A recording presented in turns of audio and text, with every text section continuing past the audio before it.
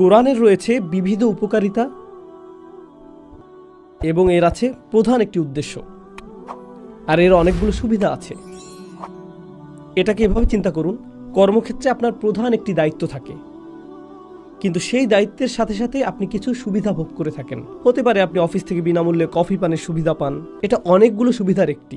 আপনার চাকুরির মূল উদ্দেশ্য বিনামূল্যে কফি পান করা না। চাকুরির মূল উদ্দেশ্য হলো সেই দায়িত্ব যা আপনাকে পালন করতে হয়।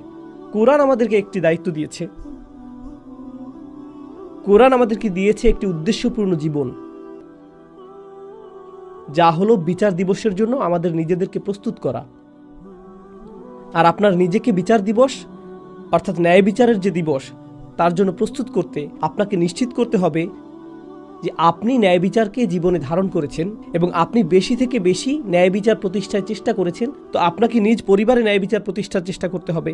আপনার ন্যায় বিচার থাকতে হবে নিজ ব্যবসা প্রতিষ্ঠানে, প্রতিবেশীদের সাথে এবং বড় পরিসরে আপনার সমাজে এবং বিশ্বে।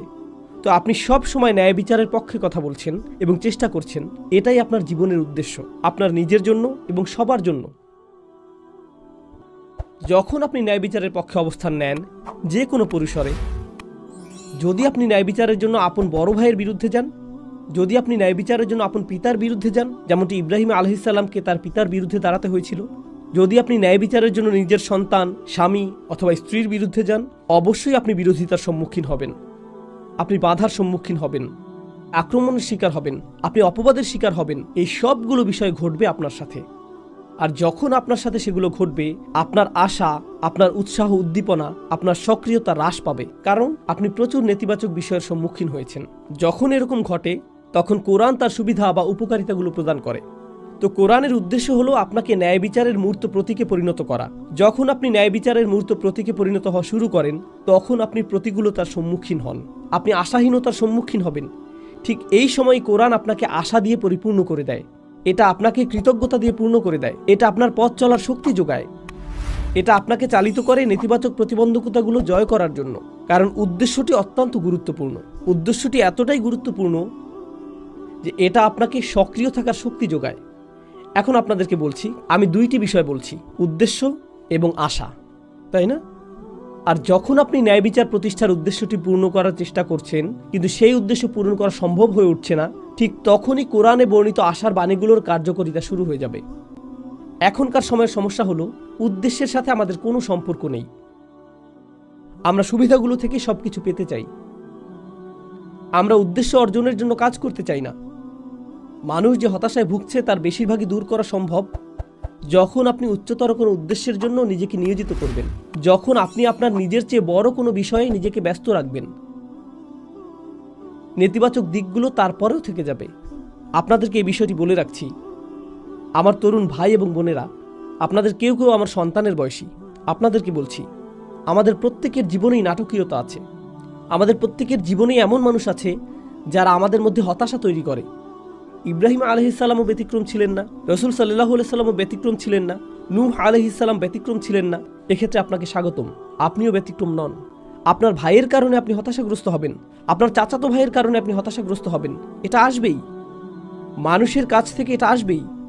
আপনি উদ্দেশ্যপূর্ণ জীবনযাপন করুন আর না করুন, এটা আপনার কাছে আসবে। কিন্তু আপনি যখন উদ্দেশ্যপূর্ণ জীবনযাপন করবেন, তখন আল্লাহ আপনাকে এটাকে অতিক্রম করার শক্তি প্রদান করবেন।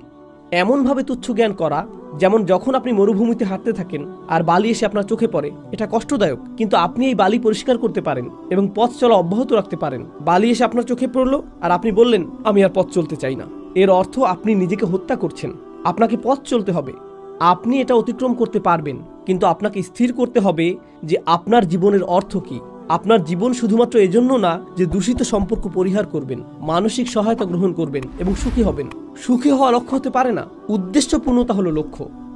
আপনি যদি একজন ভবিষ্যৎ চিকিৎসক হয়ে থাকেন, আপনার উচিত আপনার দেশের চিকিৎসা সেবায় বৈপ্লবিক পরিবর্তন আনা।